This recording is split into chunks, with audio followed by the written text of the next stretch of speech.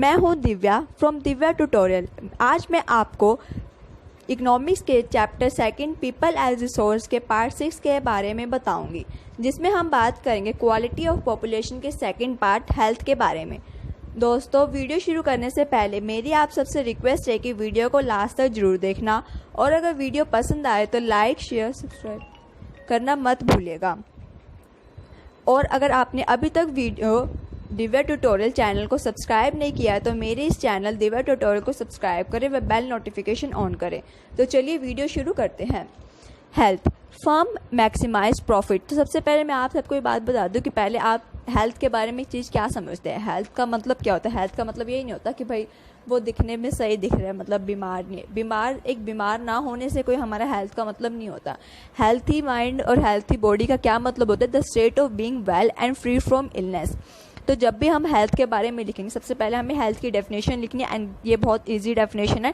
The state of being well मतलब जो बंदा एकदम सही होगा, एंड फ्री फ्रॉम इलनेस मतलब उसके अंदर इतनी कैपेबिलिटी होगा, मतलब उसका जो इम्यून सिस्टम है इतना स्ट्रांग होगा कि वो इलनेस जितने भी जर्म्स वगैरह उससे फाइट कर सकते। तो the state of being well and free from illness, it's called the proper definition of health.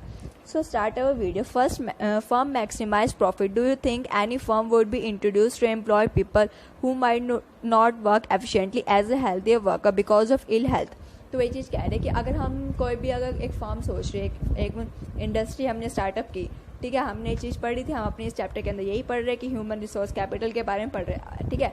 हमने इतने सारे people as a worker employees वगैरह जो अटेंड कर रखे हैं, ठीक है, सारे मैंने वो सारे के सारे किए हैं, मतलब हेल्दी है ही नहीं, वो थोड़े दिन में जाते कोई लीव दे देता है कि हम बीमार है, ये हैं वो। तो क्या आप सोच सकते हैं कि हमारी फर्म का प्रॉफिट बढ़ सकता है? तो वो इन शॉर्टली ये चीज़ कहना चाहते हैं कि अगर हमें अपनी कंट्री की जीडीपी, हमें अपनी कंट्री की इकोनॉमी, मतलब अपनी कंट्री को डेवलप करना है, तो उसके लिए सब सेकंड मेन पार्ट क्या है?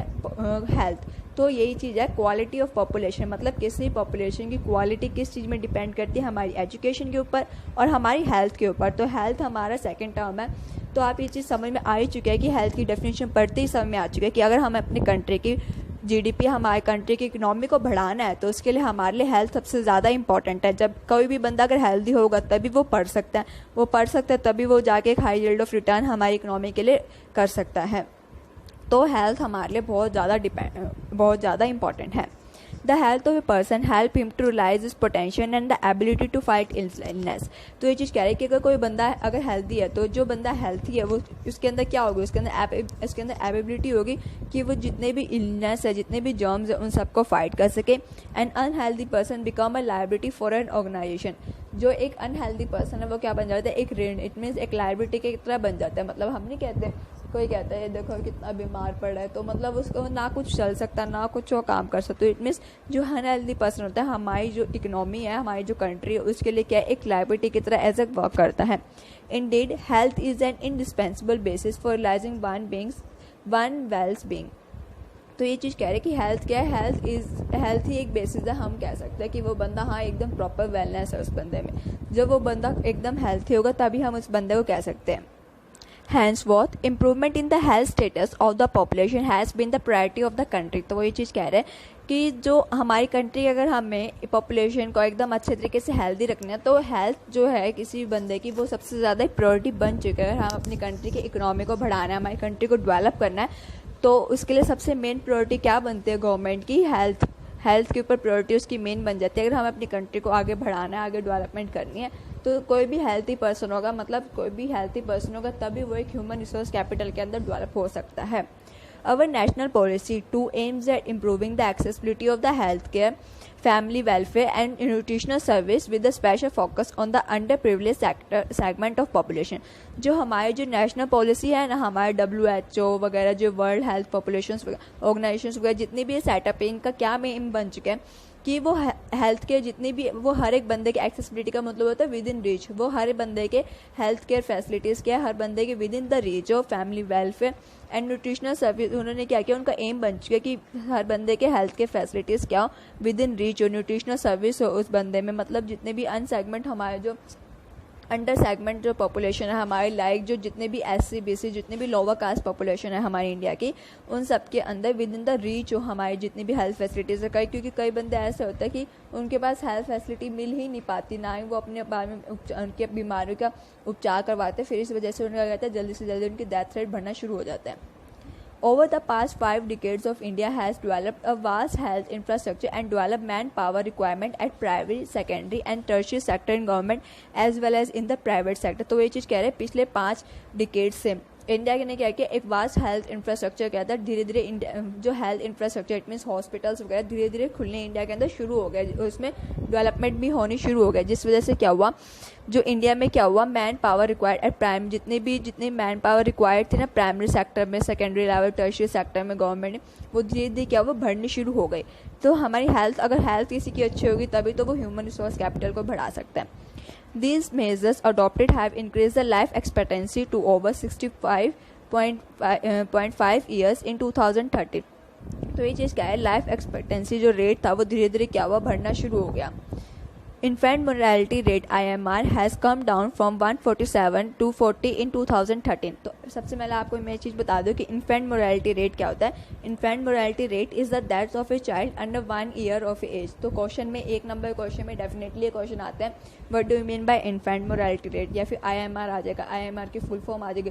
तो इसका मतलब क्या होता है, infant mortality rate. Infant mortality rate का मतलब क्या होता है, death of a child under the 1 year of age, मतलब जब बच्चा पैदा होता है वो 1 साल के अंदर उसकी जो मर जाता है, तो ये इन्फेंट का मतलब कहता है छोटी उम्र में।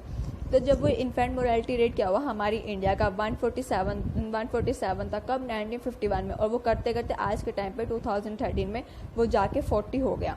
तो ये कह रहा है कि जो health care facilities, nutritional services वगैरह प्रोवाइड करनी शुरू की हमारी गवर्नमेंट ने, जिसकी वजह से क्या हुआ, इन्फेंट मोरालिटी रेट क्या हुआ धीरे धीरे करके ड्रॉप डाउन होना शुरू हुआ।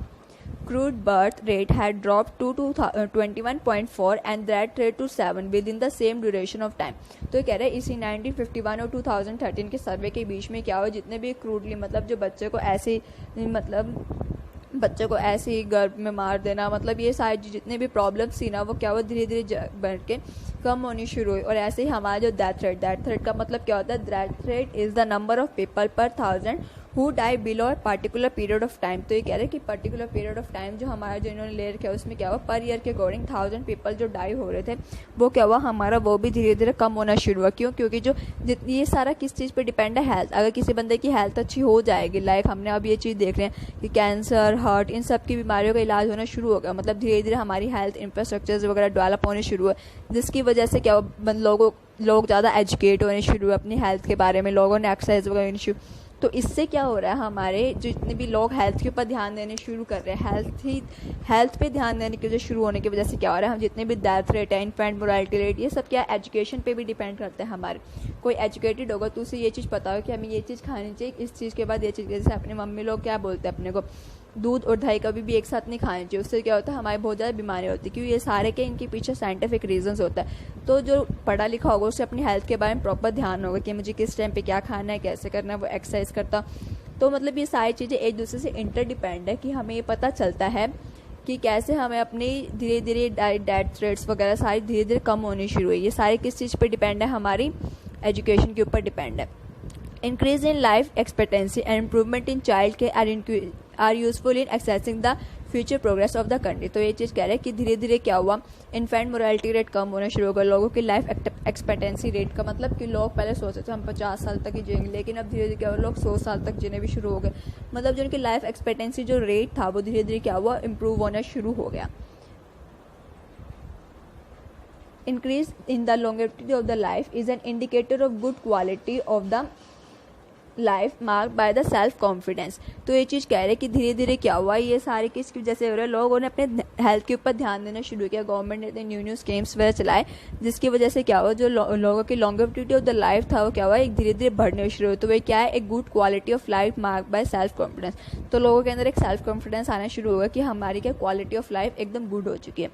Reduction in the infant mortality involves the protection of children from infection, ensuring nutrition along with mother and child care। तो ये चीज़ कह रहे रहे हैं, धीरे धीरे क्या हुआ, इन्फेंट मोर्टेलिटी रेट हमारा कम होना शुरू हुआ, जिससे क्या हुआ, बच्चों के जो न्यूट्रिशन था वो क्या हुआ, धीरे धीरे बढ़ना शुरू हुआ, और जिससे बच्चे क्या है, इन्फेक्शन से क्या कम होना शुरू हो गया, उनको इन्फेक्शन डिजीज़ वगैरह कम होनी शुरू हो गई, और मदर केयर और चाइल्ड के दोनों की हेल्थ बहुत अच्छी होनी शुरू हो गई। अब दीज इवन बेसिक फैसिलिटीज़, तो हमारी इंडिया के अंदर अभी भी बहुत सारे ऐसे प्लेसेस हैं जहाँ पे हेल्थ केयर फैसिलिटीज़ अभी भी ओपन नहीं हुई है।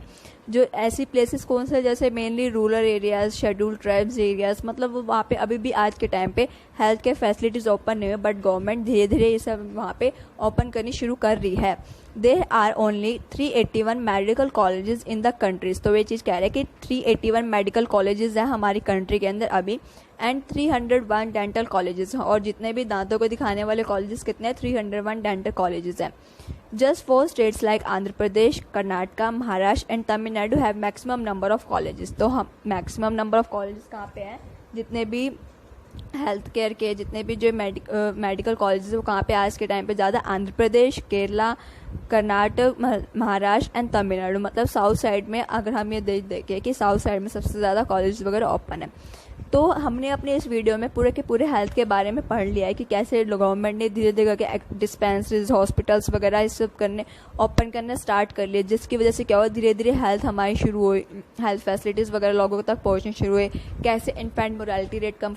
तो गाइस मैं आप सबको बता दूं कि हमारे इस क्वेश्चन के अंदर एक तो ये क्वेश्चन ये बन सकता है, क्वालिटी ऑफ पॉपुलेशन के 2 पार्ट बता दो, जैसे एक एजुकेशन, एक हेल्थ। फर्स्ट क्वेश्चन तो हमारा ये होगा।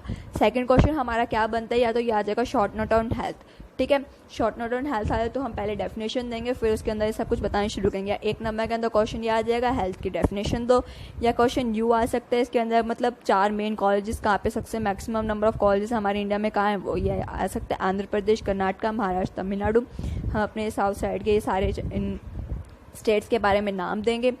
और हमारा क्वेश्चन जैसे इन्फेंट मोर्टेलिटी रेट की डेफिनेशन, डेथ रेशियो, इन सब की डेफिनेशन भी आ सकती है। So thank you for watching my video, और जिसको मेरी वीडियो पसंद आए वो लाइक करे और कमेंट करना ना भूले, और किसी को अगर भी कोई भी मतलब प्रॉब्लम रह जाती है, किसी को भी कोई क्वेश्चन पूछना हो तो मुझे कमेंट सेक्शन में जरूर लिखे। So thank you for watching my video.